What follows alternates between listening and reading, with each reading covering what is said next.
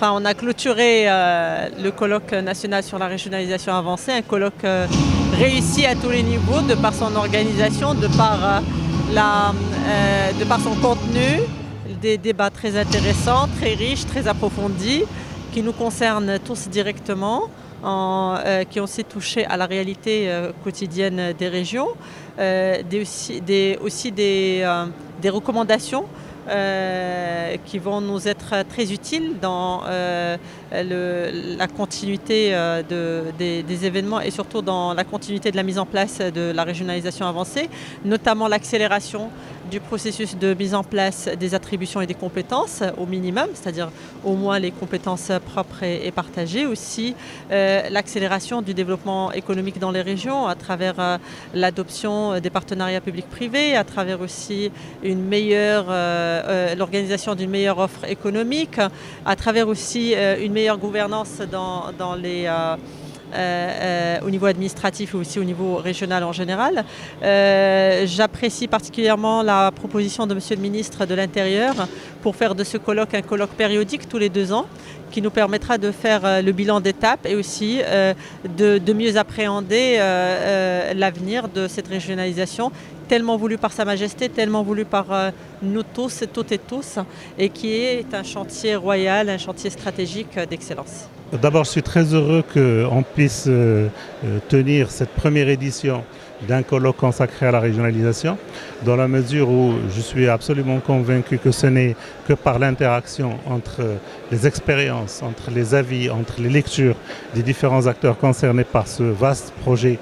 institutionnel national que l'on peut arriver à trouver les chemins pour avancer mieux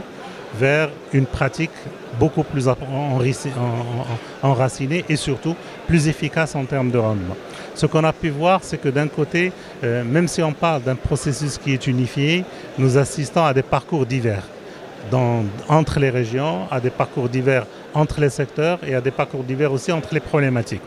Aujourd'hui, on voit que sur certaines questions essentielles, notamment en matière de planification stratégique, en matière de célérité de la relation avec l'administration, nous avons beaucoup avancé sur les 4 dernières années. Par contre, sur un certain nombre d'autres questions, notamment celles qui renvoient à la démocratie participative, notamment celles qui renvoient à la capacité d'être des acteurs réels pour les conseils régionaux de la dynamique de développement des régions, il y a encore du chemin à faire. Nous espérons que d'ici la fin de la législature, l'ensemble des fondamentaux institutionnels soient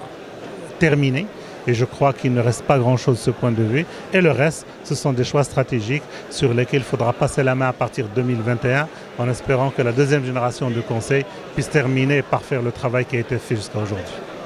المناظرة الوطنية الأولى حول الجهوية بأكادير هي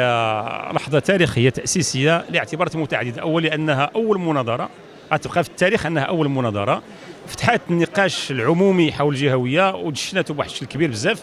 بأبعاد الوطن وبأبعاد الدول الدولية. أيضا هي مناظرة تاريخية من خلال الرسالة الملكية التي أطرت هذه المناظرة وبلغة آمرة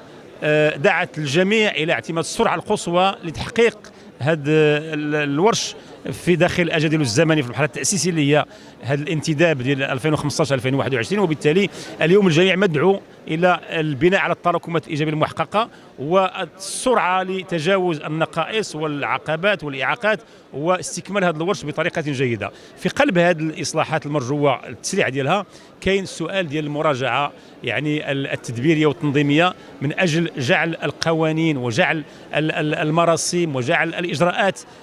بالاضافه طبعا للمشاريع المصاحبه اللي بحال التركيز الاداري كتمشي بواحد السرعه كبيره من خلال التوصيات اللي كتولد هذه المناظره. الامر الثاني الكبير جدا هو تمويل الجهويه. اليوم لا بد من تسريع وتيره تمويل الجهويه باش تكون عقود البرامج بين الدوله وبين الجهات في مستوى الامكانيات الماليه للدخول في انتاج اجابه التنمويه الساكنه في الجهات. هذا التمويل كيتطلب اولا مراجعه المنظومه الجبائيه، كيطلب فتح الباب امام الجهات لكي تلج الى سوق الاقتراض البنكي وعدم الاقتصار فقط على صندوق التجهيز الجماعي. هذا ولوج القدره الاقتراضيه مهم جدا. التعاون الدولي لان يكون حاضرا في تمويل التنميه الجهويه من خلال